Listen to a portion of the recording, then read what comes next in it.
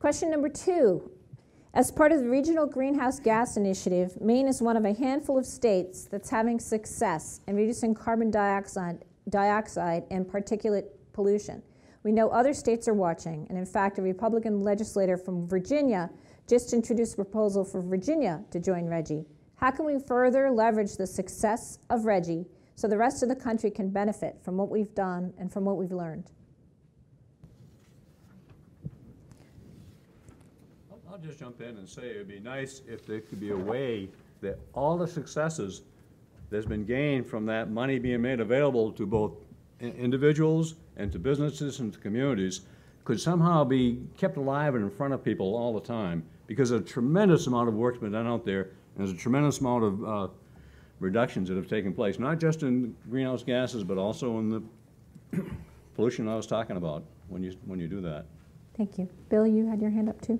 Yeah, RGGI is one of those self-correcting feedback loops that we put in brilliantly in policy every now and then.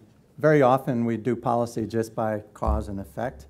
Occasionally we get it right, we create a feedback loop that feeds on itself. Tobacco tax is a good example. When you take the revenues of a tobacco tax and you reduce smoking dependency in the population, you get all of the side benefits. You kick that feedback loop in motion and it keeps on going. And what makes it work is that the proceeds of, say, the tobacco tax or, say, the RGGI process are fed back into the economy and reduce the need for RGGI or reduce the need for tobacco tax, because you reduce the need for, you reduce the dependency on smoking. So RGGI is a great example of that. It's probably one of the best policies that's come out of legislation in the past 15 years. It's important that we keep those funds in their feedback process. We don't allow those funds to get yanked out. Yes, it would be a great thing if we just gave a rebate to everybody, all the voters in the community because of RGGI funds, but then you break that feedback. You don't make that thing self-sustaining. You just have more and more and more carbon pollution. Revision Energy is a great example. Revision in 12 years has gone from 3 people to 80 people. RGGI creates jobs in our economy. RGGI creates the kinds of jobs that we want in our future economy. And that's the point I want to make about economic opportunity. The economic opportunity is for Maine to be a leader in renewable energy, to be a leader in clean tech, to be a leader in creating the new economy that we want to have, not being the victims of the economy that is just sort of following us like a big ball of coal. If I were the individual who could dig coal out of the ground, put it on those trains and send them around the world over and over again, I probably would be really interested in making sure those trains kept running. So if somebody else comes along and says, you know, we really don't need that coal, we've got another resource that's way bigger and way cleaner, I might spend a lot of my effort trying to stop that big yellow ball from rolling over my train of coal. So it takes all of us wanting to be leaders, wanting to create the future that we see as possible, creating the jobs that we want to have in our economy and creating the environment that we want to live in, that our children live in, and that our grandchildren live in. Thank you, Bill.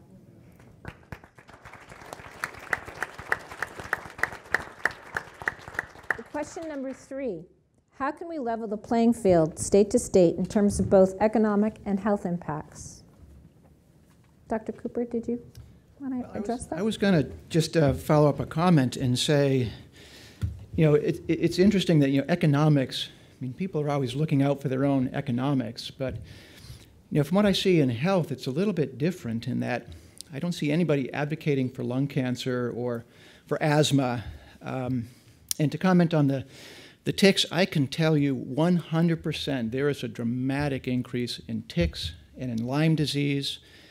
I think 10 or 15 years ago there was 60-odd cases of Lyme, and I think we're now up over 1,000 per year as of last year. Patients are very concerned about that. This comes up on a regular basis, and I think in terms of leveraging some of the effects of RGGI, I think, you know, looking at health is one way to do that. You know, if you look at the the high heat days and high ozone days, and you can relate that into health. I think that's one way to really get it across to the general public, because I think it crosses all economic borders, all industries. Nobody wants to be sick.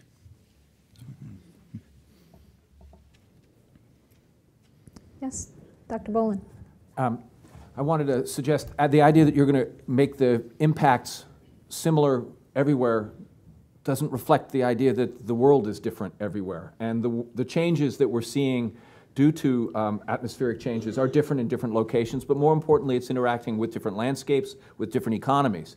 And you know, the effects we're seeing in Casco Bay, green crabs are not a problem in Florida. You know, there are different issues in different places, and that's going to be true no matter what. I think the commonalities here are this theme of change, that we're seeing changes that are unpredictable, and that we need to understand how those are going to happen in different locations. I don't think it's the question of the impacts being made the same in different places. I think we have to recognize that we're all facing uncertainty and facing changes that we're going to need to figure out how to respond to. And that requires local knowledge, as well as global and regional understanding. Bob? If I could add one thing, I think the DEP did a wonderful job in Maine of starting the Environmental Leaders Program in our industry. And it became a model that was adopted by a number of other states because it was done right. It encouraged in very positive ways consumers to use properties that took steps, like our solar project that we did with Bill's company, to care about the environment and to try to reduce emissions, to try to do things that better. Customers like that. So customers come to those people who can hang that shield. And that's state to state, that's nationwide. Everybody can do a job, a better job of in our industry of making their business more environmentally conscious. Julie? Thank you, Bob. You heard a couple of my colleagues refer to Maine being at the end of the nation's tailpipe as evidenced by high ozone in southern and coastal areas. Maine people are paying the price for pollution that was created elsewhere. And this is really an issue of fairness and our ability to compete with other states that are producing cheap, dirty energy. Senator Collins, I want to point out, has done an amazing job supporting and defending the cross-state air pollution rule, and we have to continue to protect and defend Maine's air so that the people of Maine aren't paying the price with our health and our economy.